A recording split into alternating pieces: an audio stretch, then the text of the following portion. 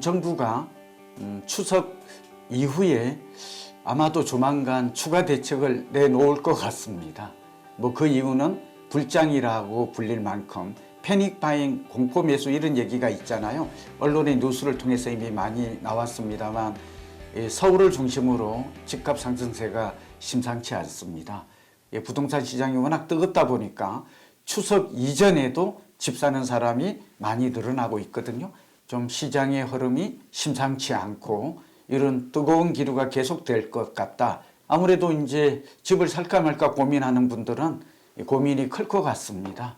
강남 3구가 최근엔 좀 수그러들었죠. 뭐 신고가를 계속 갱신하고 있습니다만 수그러들었어요. 그러다 보니까 부동산 매수세가 어디로 움직였을까요? 소위 말하면 강남은 평균 가격이 이미 30억을 아파트 가격이 넘어가고 있으니까 이제 6.27 대책과 9.7 대책 이후에 흐름이 바뀌었습니다. 20억에서 30억 주택으로 바뀐 게 그곳이 한강벨트라고 말하는 마포구, 용산, 그다음에 성동구, 그다음에 광진구가 급속히 부상을 하고 있죠.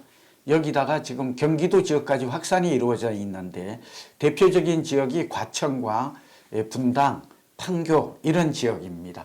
여기에 또 이색적인 게 한번 우리가 이전에 말씀드렸습니다만 광명시가 좀 뜨고 있습니다. 그러니까 벌써 수도권으로도 확산 조짐이 좀 뚜렷하다. 자, 오늘 중요한 얘기 드렸고 최근 1년간 전국 아파트 매매 전세 가격 지수와 변동력 추이를 한번 볼까요? 파란 선이 매매 가격 변동 추이, 빨간 선이 전세 가격 변동률이거든요. 쭉 살펴보면 흥미로운 부분이 많죠. 빨간 부분은 어때요? 그래서 전국적인 겁니다만 이 지수를 한번 보시면 최근 들어서 전세 가격이 오르고 있고 지금 매매 가격도 올해 6월 정확하게는 3월부터 오르고 있는 추세가 전국적으로 나타나고 있다. 전세 가격도 비슷한 모습을 보이고 있습니다. 다만 우리가 거래량과 매매 가격과의 관계를 살펴보면 서울 아파트 거래량은 지금 굉장히 많이 줄었어요. 지금 도표에서 나와 있습니다만 6월에 1만 채가 거래됐거든요. 이게 서울은 이 한 달에 1만 채 정도가 평균 거래량이에요. 그런데 9월에는 이제 아직은 얼마 9월이 다 통계가 24일까지입니다만 2,500, 약 3,000건 정도로 줄었어요. 의미가 뭘까요? 3분의 1로 줄었다. 그러면 거래가 줄면 우리가 정상적 시장에서는 어떤 변화가 나타날까요? 매매 가격이 내리는 게 맞아요. 근데 왜 안 내리는가? 이게 두 가지 원리가 있어요. 시장이 정상적으로 자율 조정에 의해서 수급에 의해서 시장 작동 원리가 작동할 때는 거래가 증가한 만큼 가격의 상승 요인으로 작용을 해요. 그러나 최근처럼 6.27 대책을 비롯해서 9.7 대책, 그러니까 소위 규제 정책이 시장에 개입을 하잖아요. 그럼 시장에 왜곡이 와요. 왜냐하면 거래를 자유롭게 할 수 없기 때문에 거래가 주는 거는 그러니까 6.27 대책에서 6억 대출을 못 받게 하니까 대출을 못 받는 사람의 수요가 당연히 줄게 되겠죠. 그렇게 되다 보니까 꼭 집이 필요한 사람만 사게 돼요. 그러니까 거래가 줄고 거래가 줄면 가격이 내려가야 되는데 여기서 한 가지 중요합니다. 매물이 줄고 있어요. 그러니까 거래 매수가 준 것만큼 매물도 줄고 있어요. 매물이 광진구 같은 데는 얼마나 줄었을까요? 광진구가 분당하고 많이 올랐다고 말씀드렸죠. 광진구의 이 매물 감소수가 45%가 줄었어요. 집값이 더 오를 것이다라고 보는 게 많죠. 그게 이제 한강벨트. 그러니까 이런 심리가 광진이나 성동과 분당과 과천 이런 지역까지 확산됐고 지금은 금강구를 넘어서 노도강. 근데 흥미로운 거는 여기서 잠깐 말씀드리면 노도강이라고 말했잖아요. 도봉구 빼고 집값이 다 올랐어요. 요즘은 노도강이라고 아니고 노성강이라고 불러요. 성북구예요, 성북구. 그러니까 어쨌든 도봉구가 조금 소외된 건 맞아요. 그러나 같이 움직일 겁니다. 그래서 서울의 거래량이 줄었다. 거래량이 많이 준 지역의 집값이 올라갈까요? 그렇습니다. 주요 지역 신고가 거래 비중을 볼게요. 신고가가 중요해요. 이거는 돈을 가진 사람, 우리나라는 양극화가 심하잖아요. 지금 집을 사는 사람은 돈이 없는 사람이 아니에요. 왜냐하면 서울의 아파트 한 채 가격이 14억인데 6억 대출밖에 안 해주거든요. 그리고 지금 거래량이 급증했던 게 한강별대 20억에서 30억이잖아요. 그러면 적어도 6억 빼고 나머지는 내 돈이 있어야 되는 겁니다. 15억은 있다라는 얘기예요. 그런데 이 돈을 가진 자가 우리나라 얼마가 되는지 아세요? 세계의 10번째로 부자가 많이 사는 동네가 또 서울이기도 해요. 이게 다 연결이 된 건데 어쨌든 신고가 비중에 신고가 거래 비중에 광진구가 높아요. 계속 광진구가 지금 눈에 띄고 있죠. 광진구 다음에는 어디로 갈까요? 다 정해져 있어요. 그래서 지금 이 얘기를 하는 거예요. 그래서 광진구 옆에 이제 동대문이 좀 붙어 있죠. 그래서 그리고 이제 경기도로 이제 구리나 이런 데로 넘어갈 수가 있겠죠. 이건 다 우리가 상상력이고 창의적인 우리 합리적인 생각이에요. 그리고 눈에 띄는 거는 은평구예요. 최근에 은평구, 동대문구, 서대문구 이 도표는 안 나왔지만 이런 쪽이 제가 파악한 바로는 계속 신고가를 갱신해요. 여기 나와 있는 성북구까지 같이 살펴보시면 이들 지역으로 이제 신고가 갱신이란 얘기는 싸게 매물을 내놓지 않는다. 비싸게라도 살려고 있는 구매하려는 수요가 대기하고 있다. 이런 의미가 있겠습니다. 마포구 성동구 주요 아파트 신고가 거래 사항을 실제로 볼까요? 도표가 나와 있습니다. 마포 프레스티지 자이가 대장주인데 이게 84제곱미터가 국평이죠. 그래서 약 7억 5천만 원. 그 유명한 마레프라고 그러죠. 이것도 24억 7,500만 원. 그러니까 이제 마포도 평당가가 이제 8천에 이릅니다. 우리가 강남은 평당가가 건축 기준으로 1억으로 봤잖아요. 마포가 8천만 원 온 겁니다. 마포 센트럴 아이파크가 이제 좀 가격이 입지 조건 때문에 19억 8천만 원 되거든요. 힐스테이트 서울숲 리버도 23억 원에 거래됐고요. 이 편한 세상 옥수 파크힐스 59제곱미터도 22억 9천만 원. 굉장히 많이 올라갔죠? 이게 좀 한 1, 2억이 뛴 거거든요. 신금호 파크자이 59제곱. 요즘 이제 25평 단위로 움직인다는 것도 이해하셨죠? 젊은이들이 25평으로 움직이고 있습니다. 그렇게 어쨌든 가격대별 신고가 거래 비중도 여기 표가 여러분 파란색을 좀 12억 초과 20억 이하 이게 지금 시장은 서울을 주도합니다. 왜? 평균 가격이 14억이기 때문에. 그리고 요즘은 누구나 똘똘한 한 채라고 그러지만 저는 말을 좀 달리 하잖아요. 똘똘한 한 채의 개념을 부동산 교과서는 이렇게 말합니다. 미국 교과서는 강남이나 마용성 지역은 미국의 교과서는 슈퍼스타 시티 이렇게 말을 하거든요. 그게 지금 12억 초과 20억 아파트가 많고 이 빨간 선이 30억을 넘는 거거든요.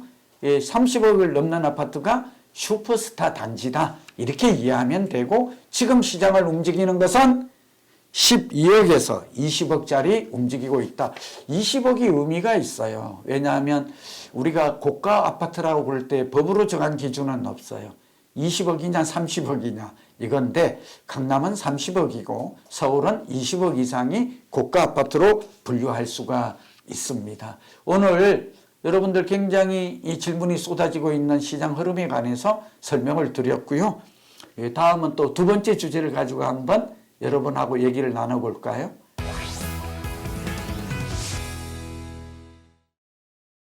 과거에는 서울이 움직이면 이 수도권 중에서도 경기 남부, 인천이 이게 그 시차가 한 6개월 정도밖에 안 났거든요.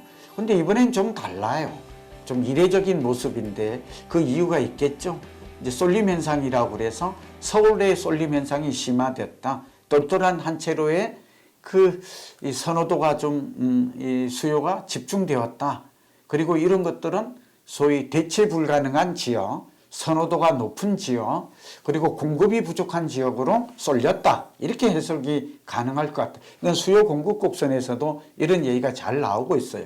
그런데 경기도와 인천은 그럼 앞으로도 지금처럼 이렇게 완만한 상승, 강부합 정도만 유지될 것인가? 속이 타는 거죠. 집주인 입장에서는 도대체 집에 어디 오르는 거야. 그리고 수도권은 집을 사야 될까 말아야 될까 이런 숱한 고민 질문이 많을 것 같습니다. 우선 과거의 시장 작동 원리를 말씀드리면 수도권 중에서도 경기 남부가 가장 먼저 올랐어요. 경기 남부 중에서도 수용성, 저는 요즘 화평이란 단어를 언론에서 많이 써요. 경기도와 인천은 올 가을부터 오를 것으로 보입니다. 지금 벌써 움직이고 있고요. 그 근거가 있는데 우선 말로 설명드리면 첫 번째는 서울에서 지난달에 경기도로 이렇게 수도권으로 이렇게 투자를 한 특히 경기도 16만 명이 집을 산 걸로 나타나요. 그거는 서울에 전세 사는 사람이 경기도에 이미 집값이 오를 것을 대비해서 선제적으로 옮긴 거다. 이건 굉장히 잘한 걸로 보여져요. 잘한 행동이에요. 그러면 산다면 어떤 지역을 사야 될까? 이게 궁금하잖아요. 그거는 대도시 위주로 사야 돼요. 첫째는 서울과 가까운 지역 위주로 사야 돼요. 이거 굉장히 상식적이지만 지혜로운 선택의 기준이 돼요. 가까운 지역이 어디예요? 그것도 강남과 가까운 지역이 경기 남부예요. 과천이에요. 과천이 뜨는 이유는 서초구와 딱 붙어 있기 때문이에요. 강남구와. 그 다음에 판교가 올라요. 판교가 왜 올라와요? 여기에 업무지구도 있지만 중강남이라는 거예요. 또 분당은 왜 올라요? 분당은 1기 신도시 중에서 가장 중강남이라고 불렸고 강남 대체 신도시로 만든 게 분당이었잖아요. 그런데다가 노후 계획도시 진행이 좀 빠르게 되고 있잖아요. 그러니까 집값 상승 기대감이 높기 때문에 오르는 거다. 이렇게 볼 수 있어요. 두 번째 투자의 원칙 기준은 대도시부터 올라요. 대도시가 뭐죠? 인구 100만 이상인 도시부터. 이제 우리가 수용성이라고 그러는데 저는 수원 지역을 주목하라. 성남을 주목하라. 용인을 주목하라. 그 용인 중에서도 경부선을 따라서 움직인다는 건 다 아시죠. 그리고 안양이라든지 또 의왕, 시흥 이렇게 신안산선 주변으로도 꽤 오르거든요. 이런 또 신설 역세권 이런 지역들은 적어도 한 2년 정도를 보면 20-30% 정도 오를 확률이 높다. 70%의 확률로 있다 하는 말씀을 좀 드립니다. 한번 이 그래프를 한번 볼게요. 잘 준비가 되어 있는데 서울에서 경기 지역으로 이동자 수가 지금 나와 있죠. 광명시로 많이 움직이고 있어요. 그러니까 광명이 움직이고 있다는 걸 알 수 있고요. 두 번째는 경기도 아파트 매매 가격 추이를 보면 올해 3월을 중심으로 해서 상승 추세가 아주 나타나고 있어요. 뚜렷해요. 인천시 한번 또 볼까요? 비슷해요, 모양이. 근데 아까 지금 경기도와 비교를 해보면 푹 꺼졌다가 여기 보면 3월부터 다시 또 쭉 올랐다가 지금 횡보하다가 약간 내리는 추세를 보이고 있죠. 인천이 예전보다 좀 서울과 동조화 현상이 좀 약해진 건 맞아요. 그러나 인천도 경기 남부가 먼저 오르고 나면 인천으로 오를 수 있어요. 인천 지역에서 가장 변화가 많을 지역은 역시 신도시, 송도나 청라가 되지 않을까 보여져요. GTX-B가 그동안 좀 주춤했거든요. 그런데 GTX-B가 다시 착공을 한다든지 좀 빨라질 가능성이 있거든요. 그래서 이제 월판선도 있고 뭐 그런 여러 가지 철도 같은 것들이 연결망이 갖추어져 있어서 인천도 올 가을에 급매물 위주, 그 다음에 분양 이런 것들은 경기 인천은 매수자 관점에서는 적극 내 집을 마련하는 관점에 보셔도 좋겠다. 부산 아파트도 보니까 어때요? 이것도 지금 3월에 바닥을 찍고 쭉 오르고 지금 숨고르기를 보이고 있거든요. 해운대, 수영구, 동래구 이런 지역은 전세가 약간 바닥 찍고 오르고 있고 매매 가격도 국지적 현상은 나타나고 있다. 부산 내년부터 오를 가능성이 있습니다. 저는 가능성은 한 50%에서 거의 70%로 봅니다. 그러니까 서울이 다시 주저앉지 않는 한, 그러니까 다시 서울이 주저앉으려면 환율에 따른 위기가 와야 된다고 그랬죠. 다시 한번 위기의 가능성은 30%다. 투자의 확률은 70% 확률일 때 베팅하라. 부동산, 주식, 코인, 금 다 똑같습니다. 그래서 확률이 70%일 때는 50%가 아니에요. 우리는 적극 투자를 해야 한다. 그런 면에서 지방도 이제 확률이 50%를 넘어서 수도권으로의 확률은 70%가 돼요. 근데 이제 지방은 50% 확률로 상승 확률이 우상향 확률이 높아지고 있다. 울산시도 마찬가지예요. 지금 도표에도 나와 있습니다만 3월이 지금 올 이사철이 3월 봄 이사철이 변곡점이 됐다는 걸 알 수가 있죠. 그러니까 2021년 10월에 고점을 찍었다가 쭉 내리다가 이때부터 다시 좀 오르고 있다. 이게 지금 4년 말이거든요. 대구시 같은 데가 좀 부침이 심하죠. 대구시는 미분양이 많아서 그래요. 대구시가 한 미분양이 우리나라 미분양 6만 7천 가구 중에 지방은 미분양이 좀 많거든요. 그런 점을 대구시는 좀 회복. 근데 최근에 대구시도 수성구를 비롯해서 지금 전세 가격은 하락세가 거의 멈추고 있고 급매물은 사라졌다라는 통계도 있거든요. 우리가 광주광역시도 모양이 좀 비슷해요. 근데 내년 봄쯤 살아날 것 같다. 대전시 모양이 같고 한번 지금 도표를 보고 계신데 세종시만 좀 다른 모습을 보이고 있는데 이건 정치적 이슈, 행정수도 이전, 특히 이재명 정부가 들어서면서 기대감이 커졌다. 이제 세종시는 계속 완만하지만 상승세가 유지될 걸로 그렇게 저는 전망하고 있습니다. 자, 정리합니다. 이제 서울은 확실하게 다 올랐다. 그러니까 서울은 이제 많이 오른 지역을 추격 매수하는 것은 바람직하지 않지만 서울에 오르지 않는 지역이 있다면, 그러니까 대출을 6억 이하에서 자금력이 있다면 전월세 사는 것보다는 5년에서 10년 후를 내다볼 때, 슈퍼사이클을 볼 때 집을 사는 게 좋다. 그때까지 기다리지 말라. 서울은 그럴 여유가 없거든요. 그리고 대책이 나온다면 언제 나와요? 10월 23일 이전에 나옵니다. 그래서 그 나올 때를 기다릴 필요 없이 5년, 10년을 내다본 사람들은 저는 오히려 도심권과 한강벨트라든지 인기 지역은 사는 게 좋다. 내가 마음을 먹었다면 내 집 마련하는 게 좋다. 여러분도 그렇게 움직이는 게 나을 것으로 저는 판단하고 전망하고 있습니다.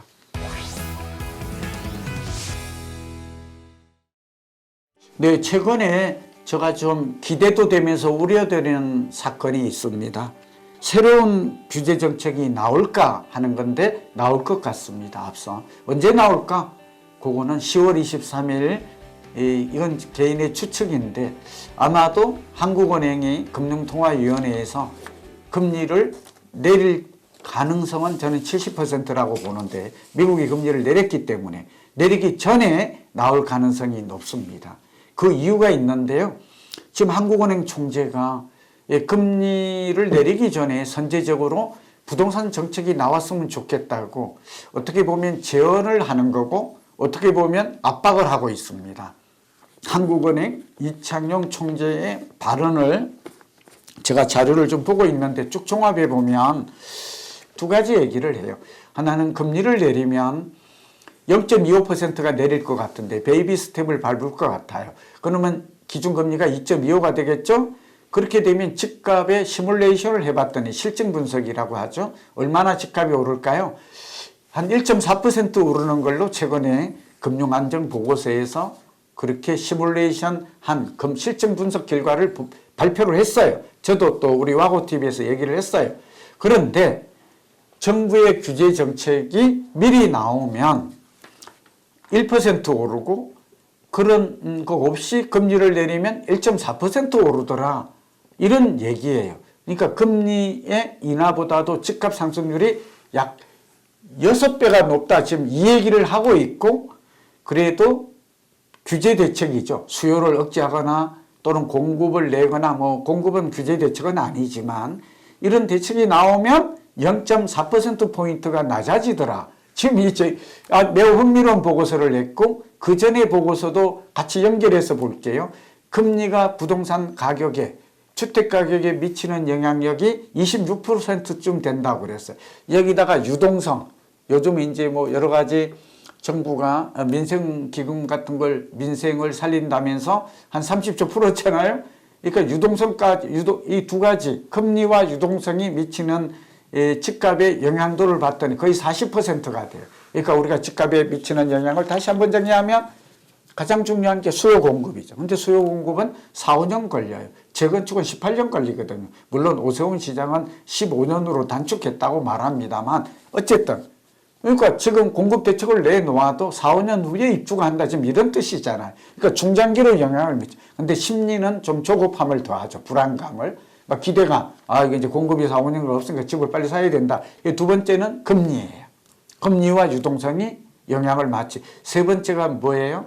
이게 정책이에요. 정책. 근데 지금 정책 변수가 큰 영향을 미치지 못한다라는 게 그래서 추가 대책이 지금 나올 거라는 거잖아요. 예, 여기에다가 이제 다른 요인들이 많아요. 환율이라든지 글로벌 부동산 동향이라든지 이런 것들 그리고 구매 심리가 중요하다고 그랬죠. 지금 빨갛게 달아오르는 패닉 바잉, 공포심에 불안감에 매수하는 이 심리를 잠재우는 게 정책의 역할인데 한국은행이 이건 굉장히 잘한 거고요. 두 번째, 여기에 지금 또 일조하고 있는 게 오세훈 시장 얘기도 좀 하고 있거든요. 그래서 또 오세훈 시장도 이번 대책의 효과가 상당히 효과가 없다. 요거는 좀 더 지금 조금 더 한 번 더 살펴볼게요. 중요해서 그래요. 그래서 이 주택 가격에 영향을 미치는 부서는 기재부와 국토부 그리고 대통령실의 정책실이 됩니다. 한국은행의 금리를 내리면 유동성이 증가하던 것은 명확하니까요. 또 그리고 또 재정 확대 정책을 쳐니까 자꾸 지금 돈을 또 내년 또 예산도 보면 올해보다 많이 늘었잖아요. 이게 다 지금 유동성을 늘리는 거거든요. 지금 시중에 풀린 유동자금이 4,100조예요. 여기 갈고 드는 돈이 2,000조가 넘어요. 이 돈이 자꾸 지금 주택으로 와요. 지금은 주식으로 갔지만 머니 무브를 보면 결국 부동산으로 올 가능성이 많아요. 쉽게 말해서 주식에 돈 벌면 끝없이 주식을 살까요? 그렇지 않아요. 어디로 와요? 돈의 마지막 정착지는 부동산으로 와요. 그걸 어떻게 알아요? 저도 물론 주식도 합니다. 그런데 결국은 내 집 마련하고 빌딩과 같은 부동산으로 안전자산으로 오더라 하는 것은 너무나 당연한 거라서 한국은행의 역할, 정책의 공조가 필요합니다. 근데 지금은 오세훈 시장 얘기는 다시 하겠습니다만 연일 지금 언론에 서서 현 정부를 비판합니다. 저는 반은 맞고 반은 틀리다고 보는 입장인데요. 서울시장의 얘기는 두 가지입니다. 하나는 또 정치이니까 그렇게 말씀인데 공급 확대 정책. 그러니까 135만 호. 그러니까 27만 원을 하고 서울에 36만 원을 공급하겠다는 이 정책. 그러니까 수치는 제시됐지만 서울의 공급을 어떻게 늘리겠다 하는 구체성이 없더라. 예를 들면 재건축 재개발 그러니까 환수 제도에 대한 얘기도 없고 구체성이 없지 않느냐. 이런 얘기를 좀 하고 있고 공급 확대 정책도 성대 야구장이나 서초구에 있는 교육 개발은 4천 가구 달랑 공급하겠다 이래가지고 되겠습니까? 이런 얘기를 하고 있는 것 같아요. 어쨌든 이 두 분이 요점은 뭐냐? 추가 대책을 빠르게 내와라. 그리고 이걸 현 정부 국토부나 기재부 또 대통령실에 추가 대책을 내놓지 않으면 시장은 몹시 위험하다. 이런 얘기를 하고 있는 것으로 해석이 됩니다. 여러분 좀 앞으로 어떻게 할 건지 이런 것들을 좀 살펴보는 것도 도움이 될 것으로 보입니다.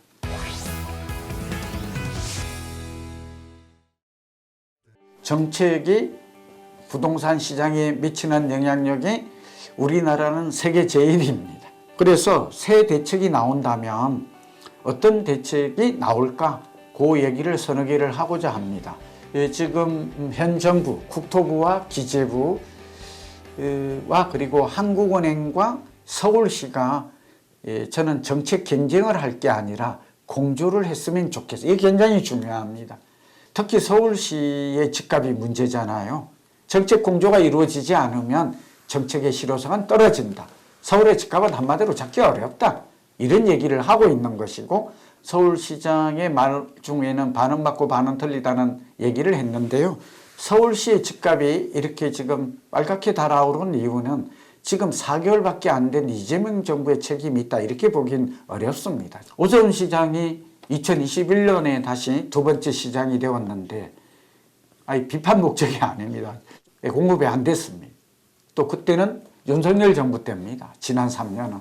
근데 공급을 안 했습니다. 그런 측면에서 이제 오 시장의 뜻은 알겠어요. 지금 현 정부가 정책 공조, 협의 이런 기능이 없다. 예, 그런 의미에서 지금 정권을 잡은 이재명 정부의 관료들이 서울의 주택 공급 정책만큼은 각각 따로 낼 게 아니라 서로 공조해서 정말 집 없는 서민들 또 전월세에 신음하는 청년들, 신혼부부들을 위한 실질적 공급 확대 정책이 10월 23일 이전에 나온다면, 추가 대책이 나온다면 이런 정책이 나왔으면 좋겠다. 두 번째는 어떤 대책이 나올까요? 세 가지가 나올 것 같습니다. 우선 정부는 쓸 수 있는 정가의 보도가 있죠. 그게 신도시 정책이 나올 수 있습니다. 왜냐하면 서울의 상기 신도시가 문재인 정부 때 말기에 나왔는데 윤석열 정부 때 진도가 안 나갔거든요. LH 문제도 있고. 근데 지금 빨리 한다고 하는데 직접 시공까지 개발까지 하겠다 하니까 기대감을 높이는 건 맞아요. 그래서 사기 신도시가 이게 좀 나오지 않을까. 본래 대통령 공약 시절에 검토했던 내용이거든요. 두 번째는 이거는 저의 희망사항이기도 한데, 여러분 그 용산 정비창 있잖아요. 25,000평이 넘는데 그거 지금 20년째 이러고 있거든요. 아 정말 저거 속 터지는 일이에요. 그거 매번 발표만 해요. 막 여기를 친환경으로 만들고 또 그게 중요한 게 아니라 지금 시작이 돼야 되지 않겠어요? 시작이 되려면 어떻게 해야 돼요? 여기 이 지구 지정을 하고 여기다가 토지 보상이 이루어져야 돼요. 하여튼 속 터지는 일이고요. 양재동이 얼마나 뜨고 있습니까? 근데 저렇게 넓은 26,000평 되는 땅을 물류창고로 짓는데 지금 물류창고가 부족해서 난리 아닙니다. 그리고 물류창고는 저렇게 강남에 있지 않아도 됩니다. 저는 저기다가 아파트 지으면 저 평지거든요. 도시계획만 있으면 금방 지을 수 있어요. 정책의 우선순위를 공급 확대에 두었으면 좋겠다. 꼭 좀 건의를 드려요. 이게 국민들의 마음이에요. 지금 뉴욕 시장은 뉴욕에 집값이 많이 오르고 전월세 가격이 올라서 뉴욕 시민들의 월세의 34%를 소득에서 지출한다는 통계가 나오니까 긴급조치를 준비한다고 그러거든요. 우리도 이때 긴급조치 나와야 됩니다. 그래서 긴급조치가 나오면 어떻게 돼요? 토지가 개발되고 할 때까지 시간이 너무 걸려요. 10년 걸려요. 재개발, 재건축은 18년 걸리고요. 그냥 맨 땅에 인허가를 시작해도 5년이 걸려요. 그래서 어떻게 하면 돼요? 긴급조치해서. 그리고 법을 바꿀 수 있잖아요. 지금 민주당 법 바꾸는 거 어렵지 않잖아요. 저는 자연녹지라도 환경훼손의 우선이 적고 역세권이고 단기간에 공급이 한 곳들을 한다면 그런 것을 스마트 사기 신도시라는 이름을 붙여도 좋고 민간이 개발해도 좋고 민간 합동으로 개발해도 좋고 개발 방식은 좋아요. 또 하나는 세금은 좀 강화될 것 같아요. 세금. 우리가 세금이 세 가지가 있어요. 하나는 취득세, 그 다음에 보유세는 재산세와 종부세, 세 번째는 양도세가 있는데 두 가지만 좀 우리 와우TV 여러분 꼭 기억해 주세요. 뭐 세금이 높다 낮다가 아니라 글로벌 스탠다드라고 그러죠. 저는 세제를 연구하면서 느낀 건데 우리나라 사람들의 세금은 상당히 높아요. 그러니까 OECD 국가 중에 높은 편에 속해요. 실효세율이라 그래요. 뭐 어쨌든. 그런데 특징이 있어요. 취득세나 양도세가 유난히 높아요. 미국 같은 데는 양도세가 뭐 15에서 20인데 우리는 6에서 45고 조정 대상 지구의 2주택부터는 여기에 가중치가 붙어서 가산세가 붙어서 거의 6에서 75%까지가 양도소득세거든요. 이러니 무슨 일이 벌어져요? 집을 팔지 않습니다. 매물 잠김 현상이라고 그러죠. 지금 매물이 줄어든다고 그랬잖아요. 거래 절벽 현상이 일어나요. 그러니까 새로 신규 공급이 안 되면 기존 주택이라도 다주택자들이 내년 5월 9일 양도세 중과 유예가 끝나니까 잔금을 치를 때까지 매물이 좀 나오게끔 유도하는 정책이 필요하다. 두 번째, 취득세나 양도세는 좀 낮춰달라. 취득세는 1에서 3이에요. 그런데 문제는 2주택자는 8%고 3주택자는 12%로 높아져요. 상당히 높죠. 집 하나 살려다가 지금 이 취득세를 8%를 내야 된다. 이건 좀 지나친 겁니다. 그 다음에 종부세가 상당히 충격을 줄 것 같아요. 종부세는 다주택자에 대한 중과세율 6%, 종부세율은 1주택은 12억 이상이잖아요. 0.35에서 1.5%인데 이건 별로 부담이 안 돼요. 1%. 그리고 공시가격이 12억이니까 실제 주택가격은 15억에 해당이 되는 거죠. 그러니까 1가구 1주택자의 종부세는 내는 사람이 많지 않고 큰 영향이 서울 외에는 없다. 그런데 문제는 다주택자예요. 다주택자는 0.5%에서 4%까지고요. 여기에 다시 중과세율이 6%까지 부과될 수 있도록 되어 있어요. 그러니까 최고세율이 4%인데 6%가 들어가면 10%가 되는 것이죠. 저는 이 종부세를 좀 더 높이는 방안, 그리고 종부세를 한시적으로 유예해 주는 제도를 한 1년에서 2년 정도 도입하기를 좀 강력하게 제안합니다. 요즘은 이제 감정평가로 집값을 평가를 하려고 해요. 그게 97 대책에서 나왔어요. 우리가 공시가격이 있고 뭐 기준시가가 있고 또 실거래가가 있고 감정가격이 있는데 이제 감정가격 위주로 증여나 상속세도 매기겠다. 또 그리고 다주택자에 대해서는 또 고가주택 20억이 될 것 같은데 세무조사를 강화하겠다는 거잖아요. 자금 출세를 좀 투명하게 하겠다. 이런 거는 잘한 것 같아요. 무조건 세금만 강화할 게 아니라 퇴로를 좀 열어주는 그런 대책이 함께 나온다면 공급 확대와 함께, 그리고 무엇보다도 재건축 재개발은 서울 같은 경우는 78, 80%가 재건축 재개발이잖아요. 근데 이거 빠르게 하는 방법이 있거든요. 빠르게 하는, 분쟁이 붙어져서 그래요. 그리고 공사비가 높아서 그러거든요. 그리고 PF 문제가 아직 진행이 안 돼서 돈이 돌고 있지를 않아요.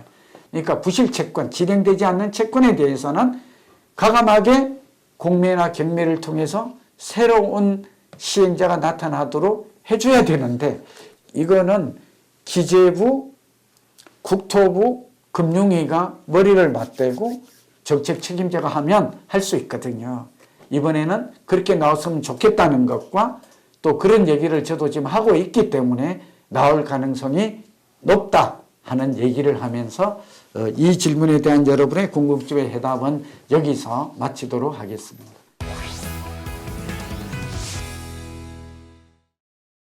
네, 요즘 흥미로운 주제를 가지고 왔는데요. 한강벨트 뜨고 있다 다 아시죠? 근데 우리나라만 이렇게 리버뷰라고 그래서 한강변이 뜰까요? 그리고 한강에 이렇게 인기가 있는 이유가 있다면 정말 어떤 사람은 좀 이해를 못하겠다라고 합니다. 이게 일시적인 현상일까요? 제가 이건 투자하는 분들에게 오늘 꿀팁이 굉장히 될 것 같아요. 그래서 오늘 새로운 신개념의 모빌리티가 등장하고 있거든요. 이런 얘기를 같이 좀 나누고, 앞으로 한강변 중에서 유망한 지역은 어딜까요? 새로운 지역이 오늘 공개가 됩니다. 우선 미국을 살펴봤더니 싱가포르도 그렇고 그 바다나 리버뷰, 뭐 뉴욕은 허드슨 강이라고 그러죠. 물이 우리가 풍수지리에서는 돈이랍니다. 그리고 물은 마음을 굉장히 고요하게 해준답니다. 그래서 예전부터 도시는 이 강을 중심으로서 형성됐다는 것 잘 좀 기억하시고요.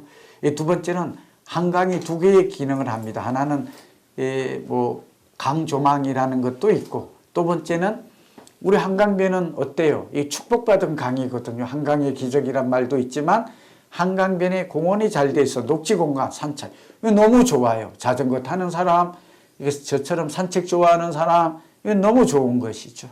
그래서 한강은 집값에 미치는 영향력이 최근에는 한 15%로 커졌습니다. 이거 꼭 기억하세요. 그리고 이거는 일시적 현상이 아니에요. 이런 것들은 특히 동양의 풍수지리까지 더해져서 한강의 가치는 더 높아지고 있구나 하는 얘기를 좀 우리가 인식하고, 이게 지식이죠. 지금 뜨고 있는 것은 한강변이 뜨는데 지금 뜨고 있는 것은 어디만 떠요?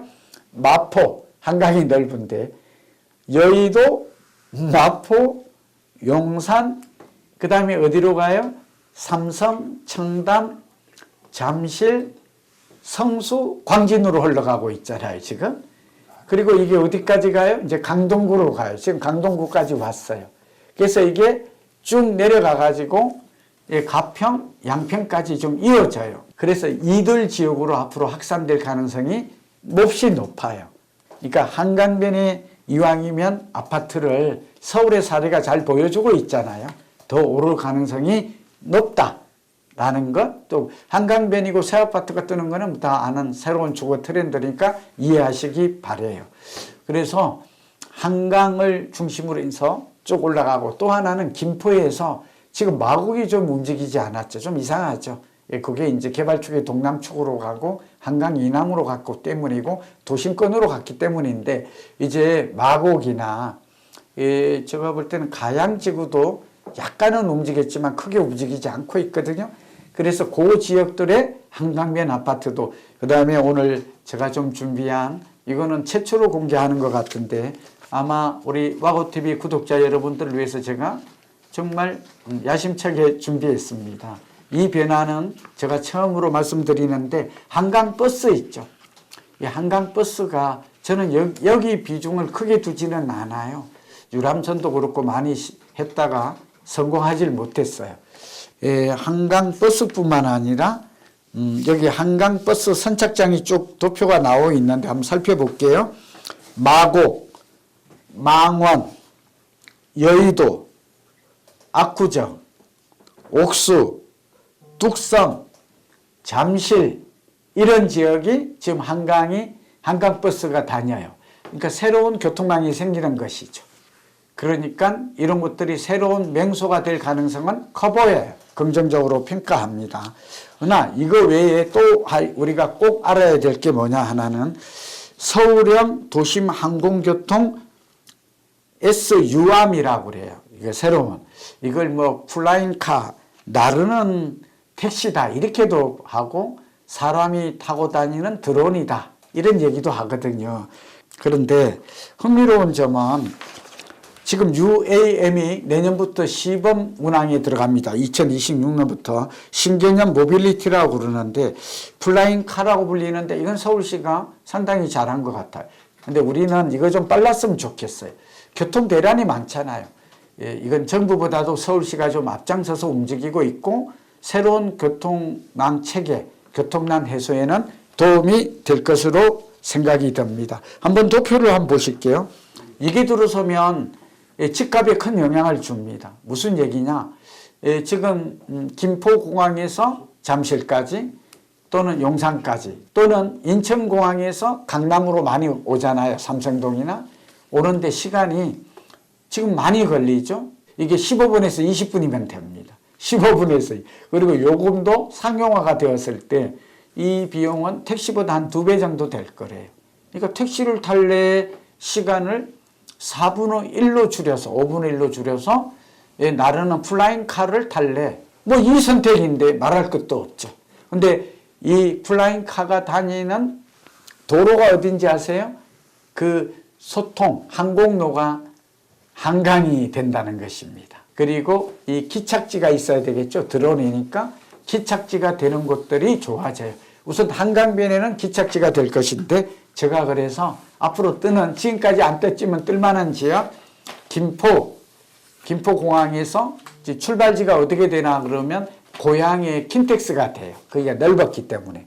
그러면 여기에서 움직이는 사람들이 이제 마곡, 그 다음에 우리가 마곡은 아까 말씀드린 대로 한강버스도 지나가죠. 그 다음에 여의도가 이 유암의 항공로가 될 걸로 보여져요. 그 다음에 압구정, 옥수, 뚝섬 지역, 그리고 저는 길게 보면 고덕이나 우리 한강변을 따라서 수도권으로까지 이어질 가능성은 높다. 그런 점에서 한강 벨트뿐만 아니라 서울에 새로운 유암의 신개념의 모빌리티가 되는 이러한 지역도 관심 있게 본다면 새로운 투자처를 우리는 알 수 있지 않을까, 그렇게 보면서 여러분들이 내 집 마련에 큰 도움이 되셨으면 좋겠습니다.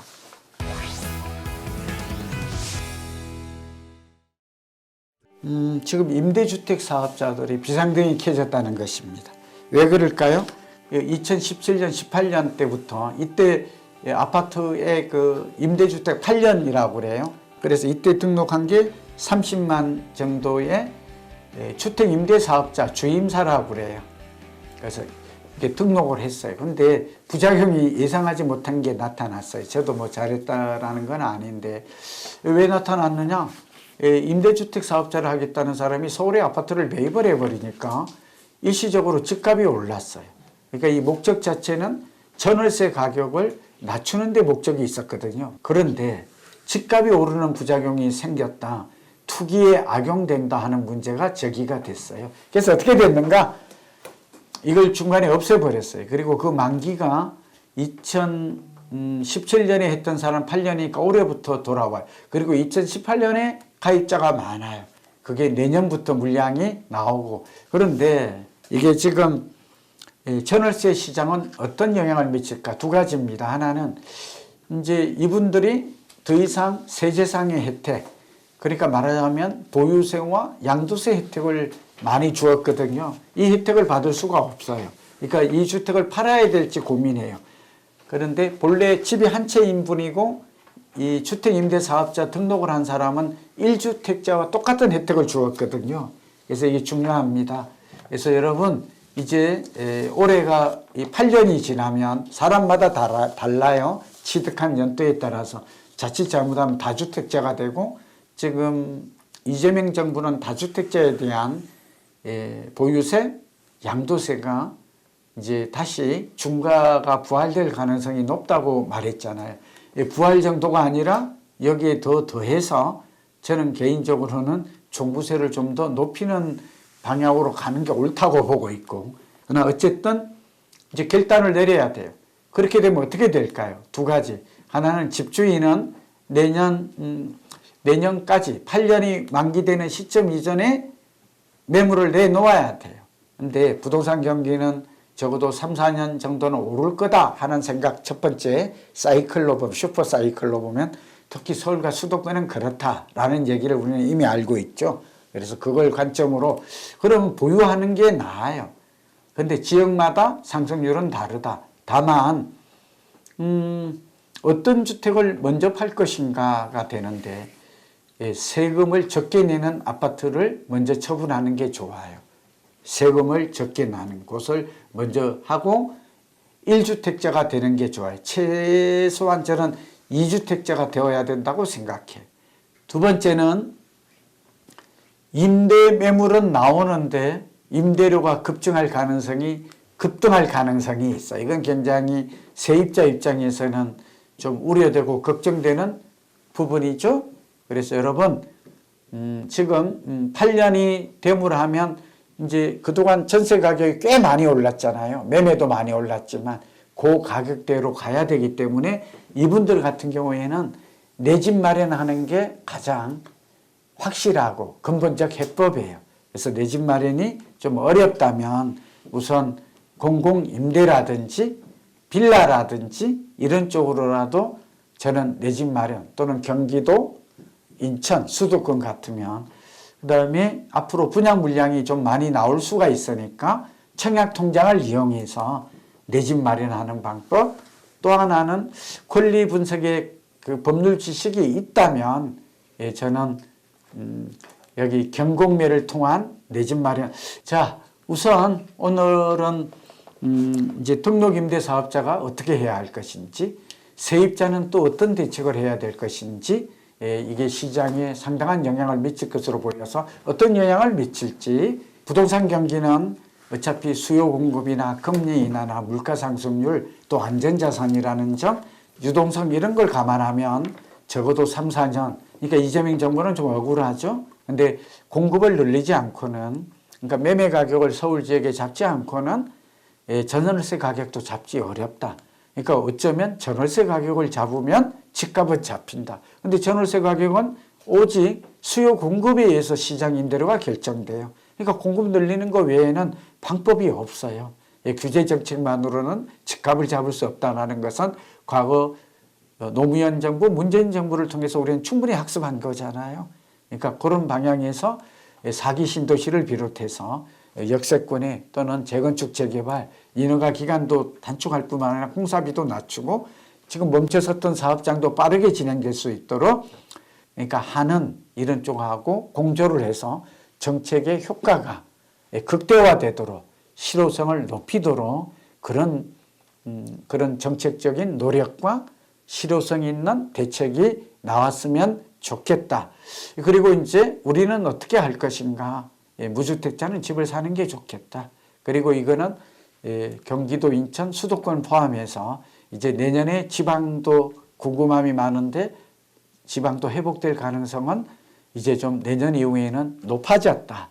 이번에 규제 대책이 나올 때 공급을 늘리고 수요를 분산하는 이런 대책도 나오기를 바라고 앞으로 부동산 의사결정에 큰 도움이 되기를 바라고 저는 그렇게 될 것으로 보입니다. 오늘 함께 해주신 여러분 감사드립니다. 건강하시고 행복하십시오.